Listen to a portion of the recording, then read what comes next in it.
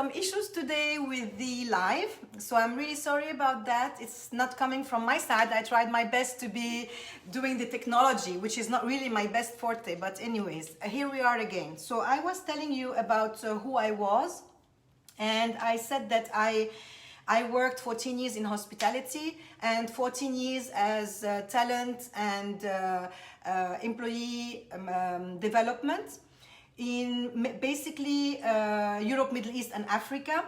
So I was always concerned about, you know, when you're in the sales department, you need to deliver results and you are pushed for the results all the time. So deliverables, results, deadlines and so forth. All this is very good. And what was about the mentality and the attitude of our people, my staff in the beginning. So I concentrated all my career in hospitality, training my staff to deliver their utmost by taking care of themselves.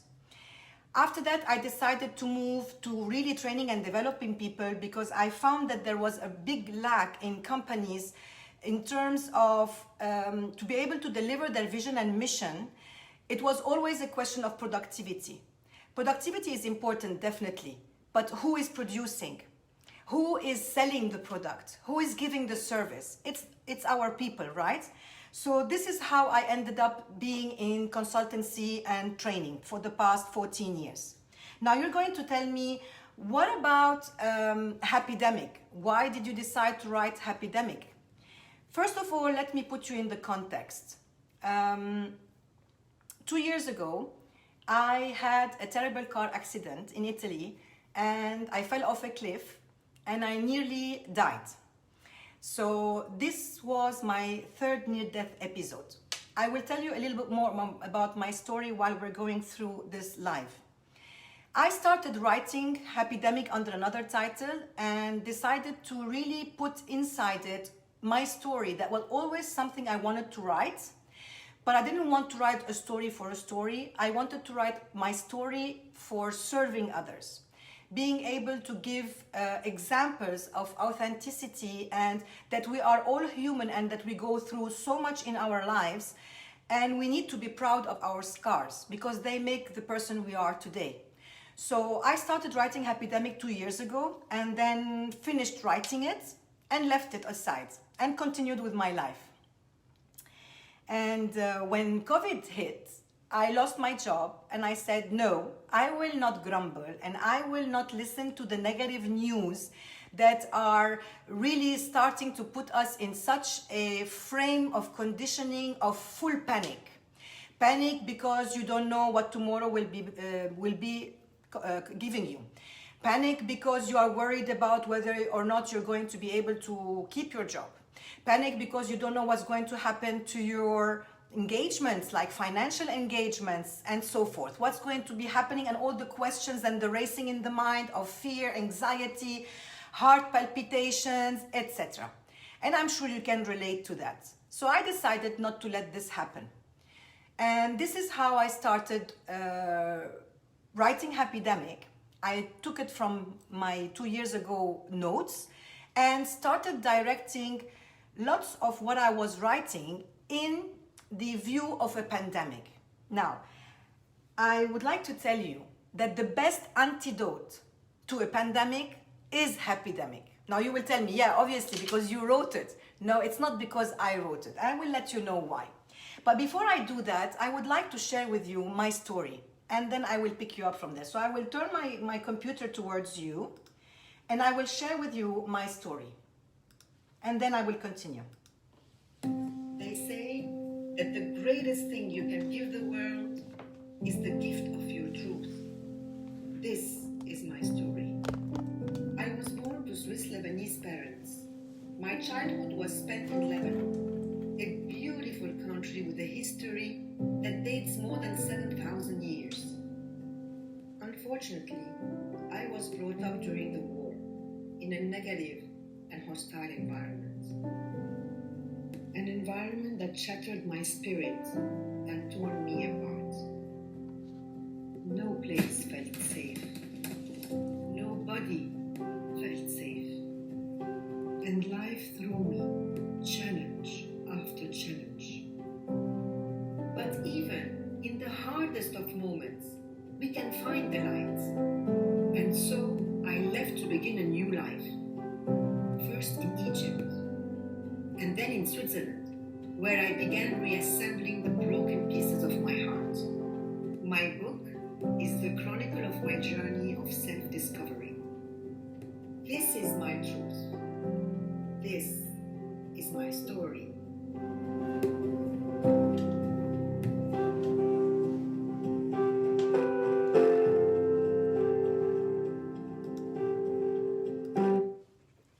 So here we are. It's just to give you an order of a context of where do I come from and how did I build the person you are seeing today.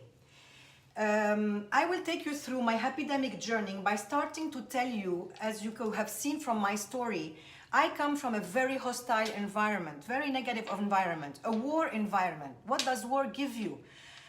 All the negative emotions and thinking that a human being can have.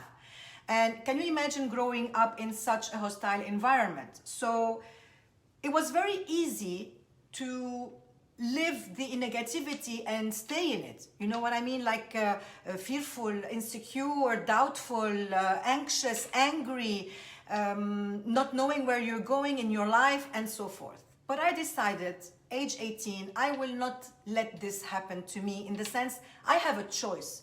I have a choice to decide whether I will stay in the country and go through whatever was happening in my country and in my family, or do something about it. And I decided to leave and start, as I said in my story, building piece by piece my personality and the person I am today. Now, obviously, from all this background, there are a lot to learn. And within that background, I went through 2 near-death episodes too. So that was the background. So started with a hostile environment with full of negativity and moved to Switzerland and started the new life. What was the new life about? The new life was about building myself first of all, yes.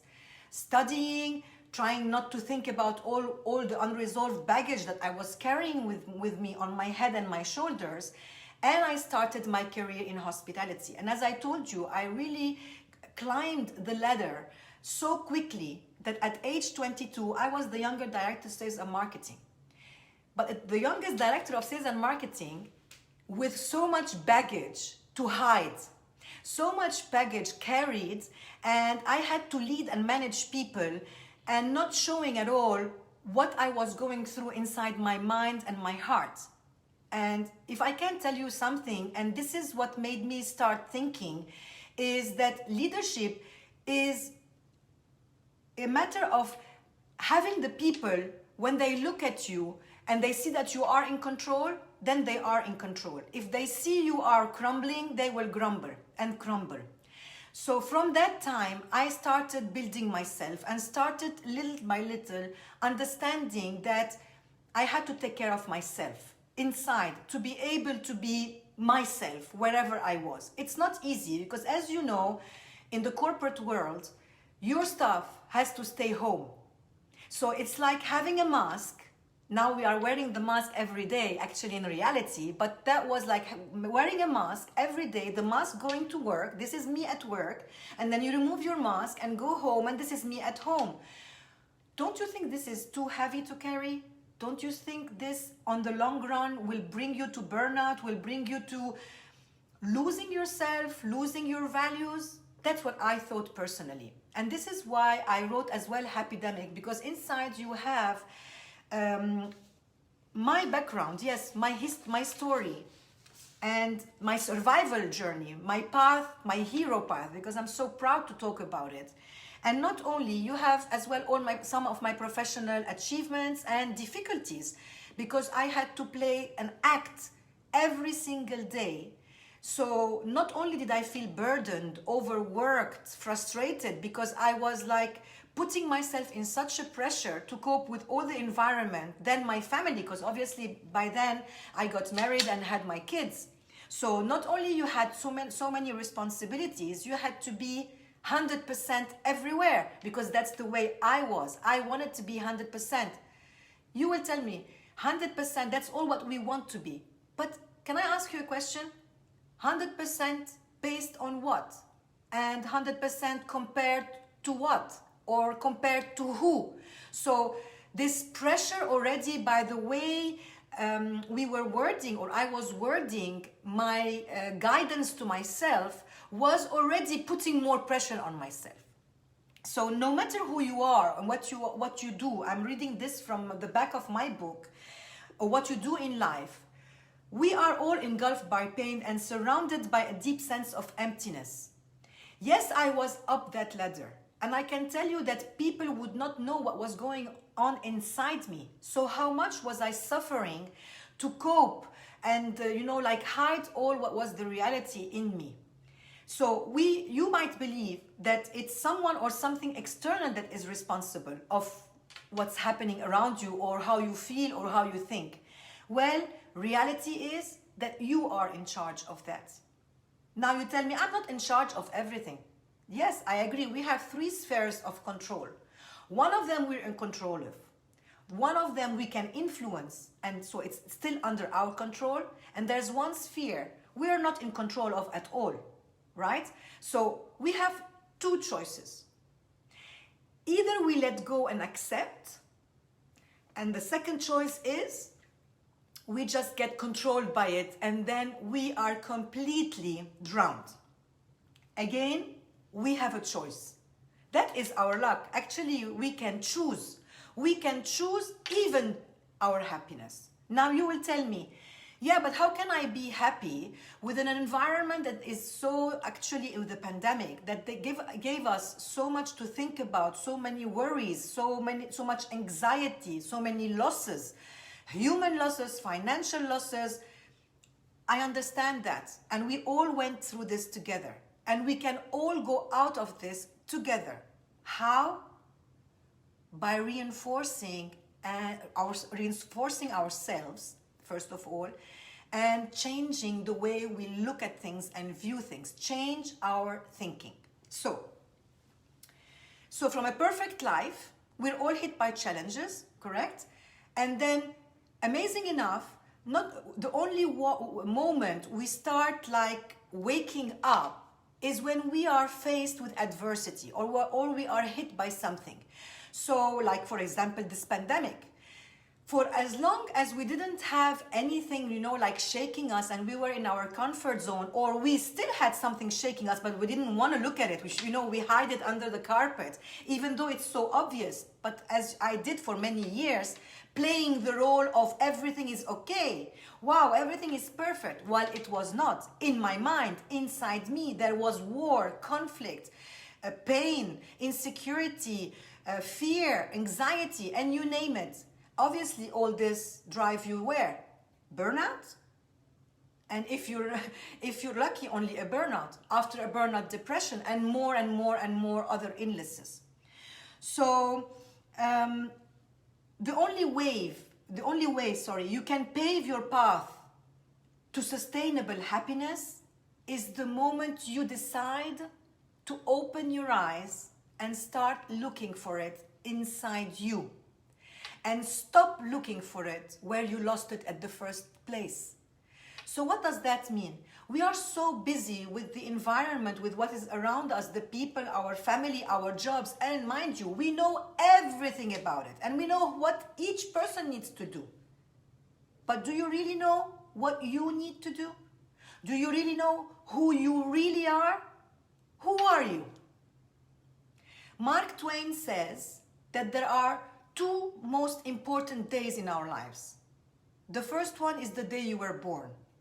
And the second one is the day you discover and you find out why. So who are you? Why are you here? Are you only the CEO or director or employee or father or mother or sister, brother, friend, cousin, full of values, and you name it? Who are you deep inside? Who are you as an essence, as deep, deep, deep within your deepest self? Have you ever asked yourself the question? Maybe you do. And it's like this light in the car, you know, when you're driving and you look at your dashboard and you have this little light telling you like you need to get petrol or the battery needs change, and you say, okay, I'll do it later. Yeah, tomorrow. Oh, and then you forget about it, or you don't want to see it. Because it's normal that we are afraid sometimes to go and face our demons because we think we are stable, living with them, even though we're in pain. But we are so fearful to go and like start to get to know each other and see how we can remove these demons and break free from all the cluttering that we have been stacking since our young age without even knowing, because obviously we are conditioned by our environment and we didn't know that this is going to be good for us in the future or not. So for unless that we hit the rock bottom, it's very hard to climb again. And do we really need to hit the rock bottom to awaken? Do we really need to live adversity to start waking up? So before I start to talking to you about Happydemic, I am really very concerned about the mental health pandemic that is going to be hitting our corporates, our organizations, if it didn't hit already, and it's going to be on a longer term. Are we prepared for it? What are we doing? Are we creating a strategy of how we're going to take care of our people to overcome all what they're going through at this moment and after the pandemic? Are we going only to wait until it's too late and then react? Do you think your workforce is healthy? They are working from home. Before they had so many burdens already at work because they want to be delivering their utmost, even though maybe they are living in a toxic environment. The workplace isn't giving them all the satisfaction that they are looking for. They're working double the time with lesser pay. During COVID, there was less space, but you had still to work, which is fine because we as well as employees wanted to help our companies survive. But it's giving and giving, right? It's a two-way communication. It's not only a one-way. So I'm really concerned about mental health at the workplace. So at the moment, many people are still working from home. So not only did you have all the stress of your job on the job where you were in the office, and then you had to go back home and do what you had to do. Now you have to cope with all this being at home, plus your children are homeschooling, plus all the disconnection, you know, like being alone there in your house, even though you communicate on Zoom or on Teams. How cold is that? There is no human contact anymore. It's a screen. We are communicating by screens, by masks. You know, it's a different type of mask. So we feel lonely. We feel sometimes even demotivated. We don't know whether we're going to be able to cope with that, whether we're going to lose our job, because how are we measured by our company? How are they seeing the way we are working? So all these concerns that are rising and are really calling for an alert of, hello, help me. You know, treat me like you want me to treat you. Let me just take you into an analogy of the to explain, first of all, how our mind thinks. I need to give you an analogy. I don't want to start talking about the mind and make you a program on mind at the moment. I don't think it is the most important.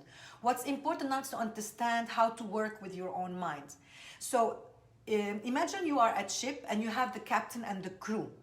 Who's in charge of the ship? Who's going to guide and take you to your destination? Is it the captain or the crew?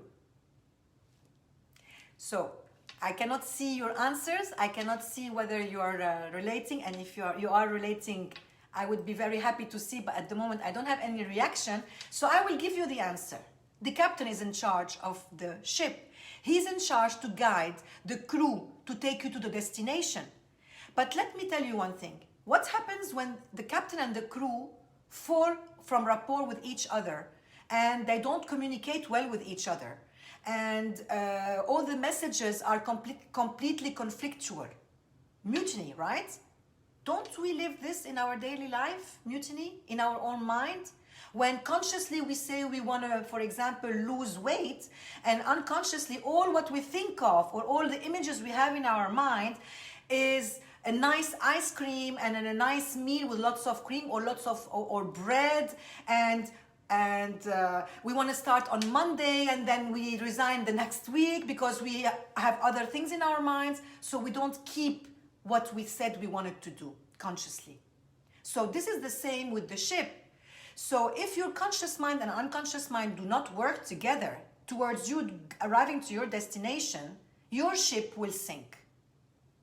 So Happydemic, or the discovery of the years of myself that I have discovered after studying many different types of, let's say, schools of thoughts. I'm an NLP trainer from the American Board of NLP, recognized by the American Board of NLP. I'm a timeline therapist. What does that mean? Working with the way we see our memory in our mind, which is a virtual obviously line, and how we can work with all the baggage, traumas, phobias, or bad memories or negative events, and change this to become stronger and learn and move on. So timeline therapy, business hypnosis, cognitive repatterning, performance. I'm a performance coach, as well got my master's from the UK. So I have plenty of schools of thoughts that, let me tell you, before I started teaching them or applying them in the business, I applied them on myself because I wanted to try every single possibility to rise myself and empty the luggage, you know, take out that lift of weight I was carrying all these years, playing the role of all is okay, until really I saw death for the third time. And then I can tell you, I stopped and I said, do we really need to die to understand how life is important? How much it's need to be valued, how much it matters? So my title of my book is Happydemic, your roadmap to living and spreading sustainable happiness. How can you spread happiness or give happiness, love or empathy or kindness if you don't start with your own self? You know, being kind to your own self, loving your own self. Now people say, oh, we're egoists. Yes, we need to be selfish. Egoist in French, sorry, so some of my languages are popping in my mind at the moment. So selfishness is essential. How can you, you know, like protect yourself or be grounded? And like this, I love this parable from the New Testament in the Bible that explains to us what is the difference between building your house on a rock, on a foundation, on a solid rock, or building your house on sand. So obviously, if you build your house on a solid rock, on a solid foundation, which means you are the house, and you're building yourself on something that is solid, that you know yourself inside out, that no matter what adversity hits you, any type of weather, strong, damaging, devastating, you are so strong because you know yourself inside out that your house will not shake. Your house will stand and be able to overcome whatever circumstances. Whilst if you build your house on sand, whatever adversity, strong wind, or any type of bad weather that is coming with an extreme, your house will collapse. And this is what's happening with us at the moment. We are human beings walking around, delivering information, spreading information on what's going on in our mind. The question is, can we become aware of what we're spreading? Can we become aware of how impactful that is, not only to us and our health, but to all those who are surrounding us? And this is how I decided to give Happydemic this chance. Throughout my life and my career, there is one principle I lived upon.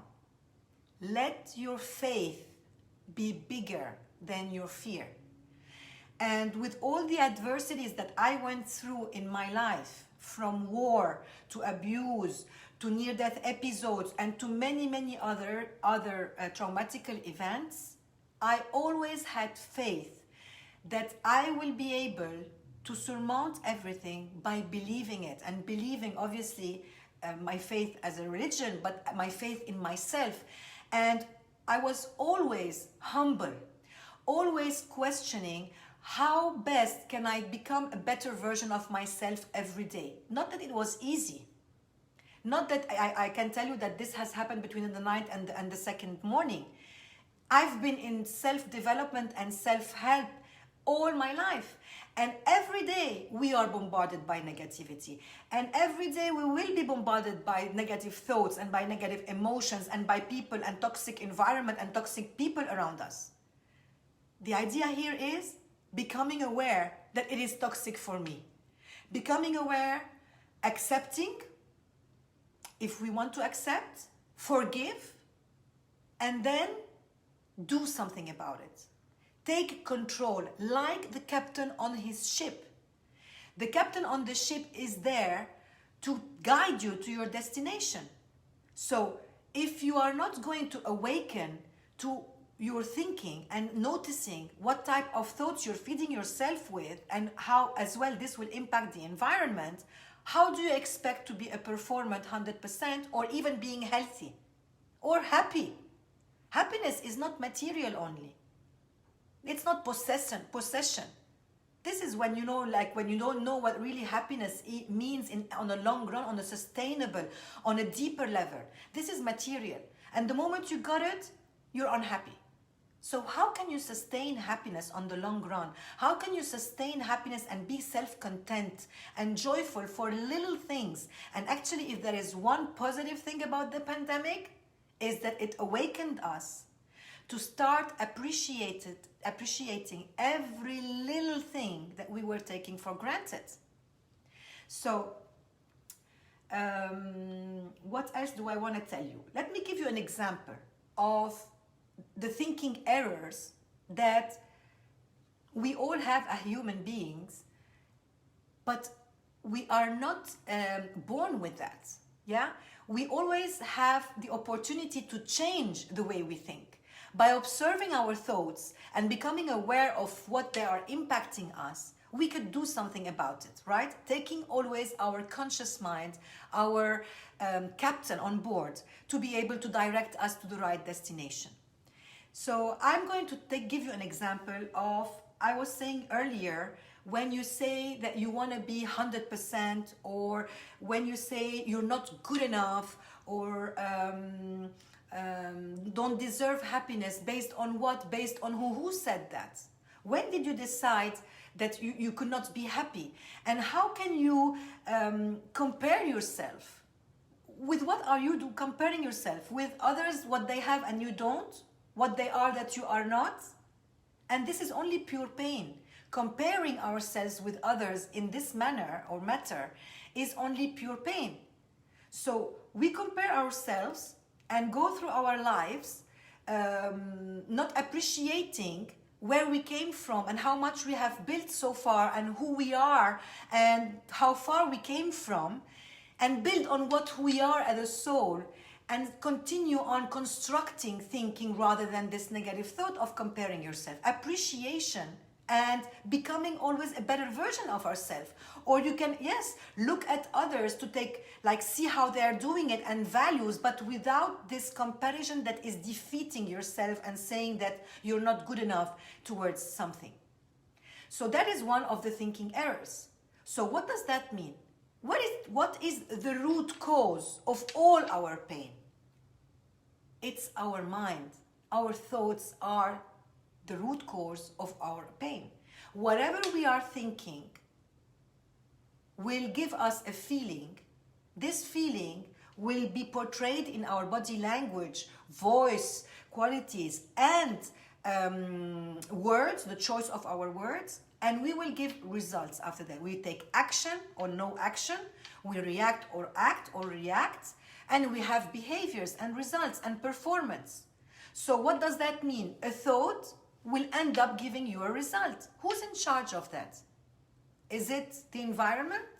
Is it your boss, your leader? Or is it you? I'm not saying that our leadership should not be doing the same. It's not only our leaders, or it's not only us, it's all together. But it starts from me. If I want to see change, I have to be that change. So how can I expect others to treat me positively or motivate me if I do the opposite, right? So if each one of us starts by focusing on their own selves, on their inner resources, and how can I say that, all this beautiful garden that we have inside, and watering it so it gives the best fruits, instead of continuously devastating ourselves with bad language. Like when we talk to ourselves, are we kind to ourselves? What do we say to ourselves? What is our vocabulary composed of? And what images are we holding in our mind? Or how are we feeling? And what are we doing about all this? Are we letting ourselves obsessed by all this and being in control, their control? Or are we doing something about it? Doing something about it means, okay, what am I thinking? Why am I thinking this? How can I change the thought? These are the steps. Identifying the thinking and what I can do to change that thought. If it's not, definitely, I'm talking about negative thinking, when it's not giving you what you're looking for. So that is an example of mind. In my book, you will find a formula to happiness. I have tried my best to give the most grounded view, 360 degrees, of how we can sustain happiness. First of all, by living it. Living it means be authentic with your own self. Stop playing the actor. Be you wherever you are. And that will already free you from so much baggage you're holding onto and make you fly. Now, I'm not saying come with all your luggage and just like a volcano, or vomit everything in your surrounding without a certain diplomacy or a certain way of doing it or the way you're voicing it. And this takes me to the second thinking error we have, expectations. And what is expectations? It's when we want something to happen, right? And it doesn't happen and we get frustrated because it's in our mind. Like, for example, I'm going to give you a little joke. Like, a woman says to her husband or her boyfriend, I'm feeling cold. And the answer is, you should have taken your jacket. What the lady had in mind was maybe a scenery of removing his own jacket and covering her with the jacket, or at least saying, like, oh my love, do you want my jacket? And she was only thinking about him taking her in her arms, for example. But how would he know what's in her mind if she doesn't voice it? She could have said, for example, honey, I'm feeling cold, would you mind taking me in your arms? And definitely he would have done that. And this is a small example you can maybe relate to. And we do this in our jobs. We expect to be recognized. We expect to get feedback. We expect to get promoted. We expect that all people love us. Or we expect that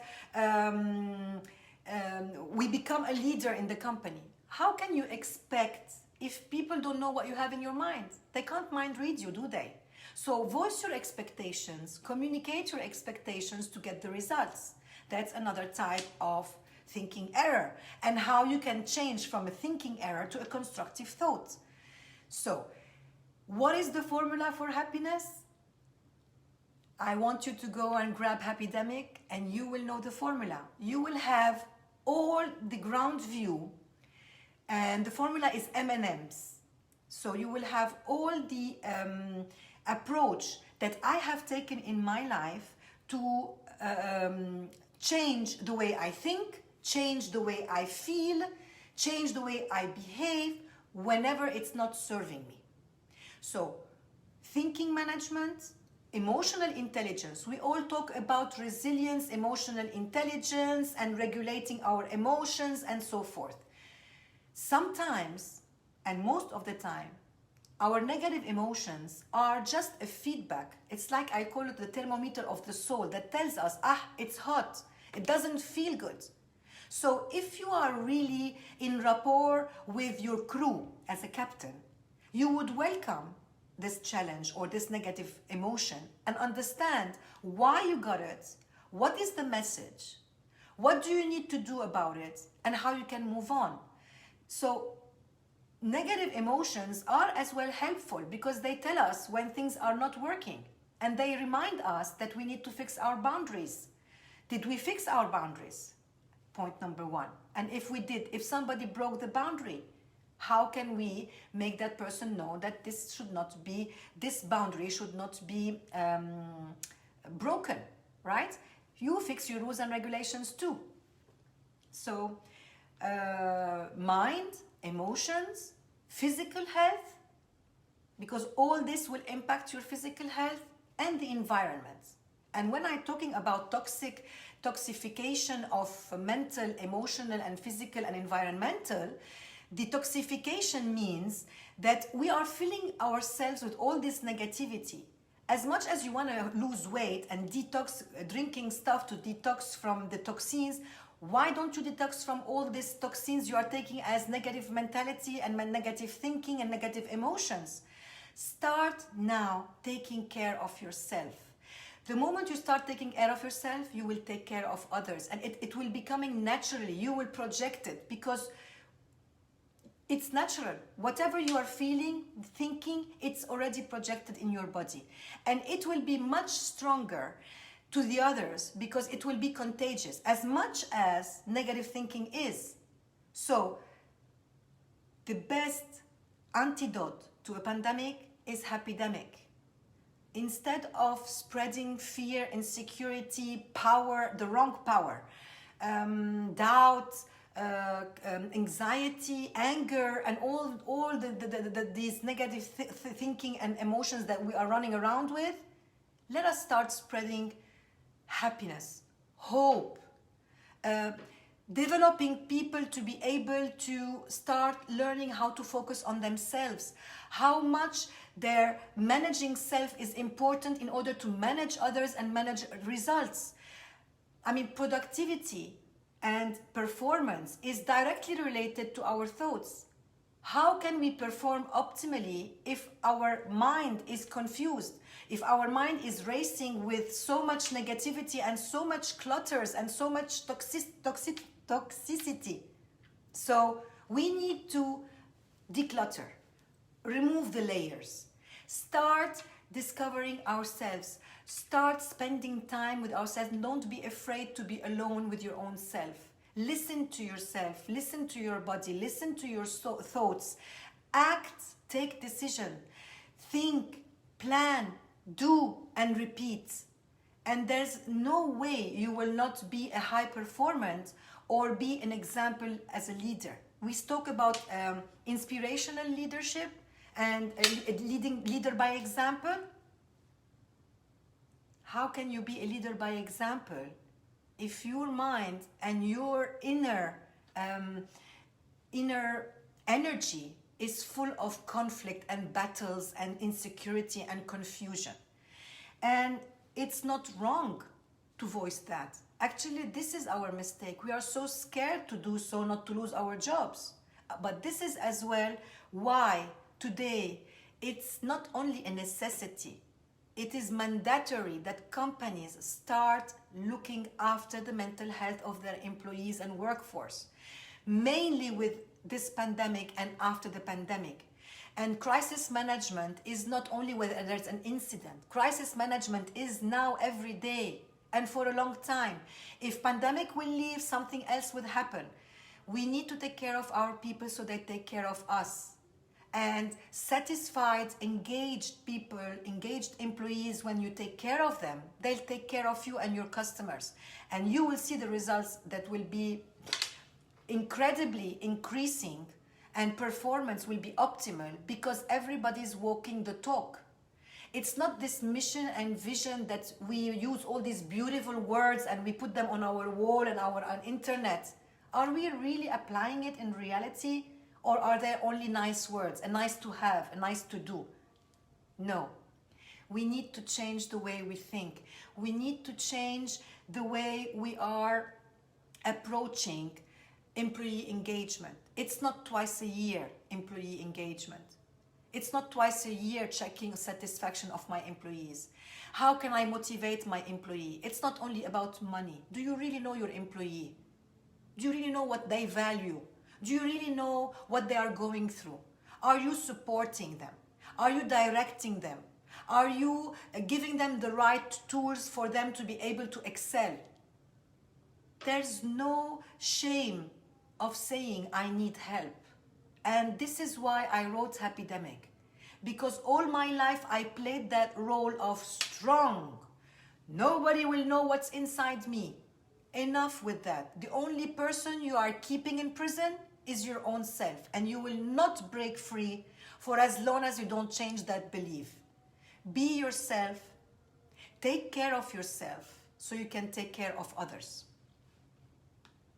So definitely mental detoxification, emotional detox is a key, is a must.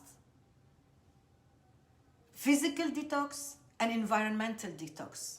And there's no harm of letting go of people that they are putting you down. How can you raise men up if all you do, you put them down? Or if somebody had something they wanted to do, you say, oh my God, if I was you, I wouldn't do that. You're not me. You're you, I'm me. You can always give an advice, but you can't tell people what they need to do. Because you don't know their model of the world. You don't know what experiences they went through. You don't know what values they have. You don't know anything of what's going on in their mind. You don't mind read them. So, ladies and gentlemen, if I can ask one thing for you today is the focus has to start with our own self. The moment you put this flashlight, imagine you are in a dark room of life, it's dark everywhere. The moment you put a flashlight in this dark room, you have a beam of light. Remember that this is your reality. The reality is all this room around full of black where your flashlight can turn and grab possibilities and opportunities. Turn your challenges and obstacles into opportunities, into possibilities. Change your mindset. Start looking at the glass half full rather than half empty. Now, I didn't say I wasn't feeling empty when I was at that top, but who's to blame? Who's responsible for that? I was responsible for that. I'm responsible for my result and my loneliness. So I decided now to dedicate myself to spread my Happydemic message. And my Happydemic message is not only be happy and live happy. My Happydemic message is we need all of us to awaken and become a big Happydemic community that together will make this world a better place to live. And it starts from schools, homes, work, everywhere. We are all of us, responsible for the mental health and well-being of the people who are around us, okay? And surrounding ourselves with people who lift us up and who support our growth, and get rid or let go of those who are just holding you from moving and from flying. All right? So what other point I wanted to tell you as well, I think is very important, is no matter how much life tests you or is testing you at the moment, remember one thing: time flies so fast, so is life. Do not wait for adversity to get out of your comfort zone. The moment you grow is the moment you get out of your comfort zone. Stretch yourself continuously. Get out of this comfort zone and always be a better version of yourself. Love yourself first to love others. How can I help companies do that? I can do talks for your companies. I can do half days Happydemic booster, because the first excuse companies have is I don't have time. to train my people, or my delegates don't have time to attend. You know, all these excuses with whom you were, with the excuses you're going to put lots of money in the bank account. So that's my device, zero excuse. So half day Happydemic booster, and I do what I call a pain analysis, where I hear and listen actively to the voice of the leaders in the companies, as well as their employees who are going to attend programs or a change process. From that, I customize my solution, either on one-to-one basis or groups, workshops, training, seminars, plenty of solutions. So I invite you to grab Happydemic, gift sustainable happiness. I hope you got some valuable insights in our 1 hour talk. Remember, champions are made in training. You know, you want to be a champion? Then you need to train. Sometimes you win, sometimes you don't. And actually, you will even win stronger next time when you learn from the feedback of your coach why you haven't won this time, what mistakes did you do, how much time did you lose there, or how much your performance was low, what were you thinking about. So remember that champions are made in training, and it's not who you are that is holding you back. It's who you think you are not. So start appreciating who you really are. Start digging inside and turning the soil to become the leader, and this leader that will start spreading sustainable happiness around. So thank you very much for your attention. And I really look forward to talking to one of you or helping any of you. You can find my book globally on Amazon.ae or Amazon's globally.com.uk.ch, wherever in the world, Barnes and Nobles, as well as Book Discovery, all the depositories, all the online shops. And the good news now, you can run to Virgin Megastores anywhere in the UAE and grab Happydemic. You will find them in the best-selling books. Thank you very much for your attention, all of you. God bless you all. Live Happydemic, and see you soon. Thank you for your attention.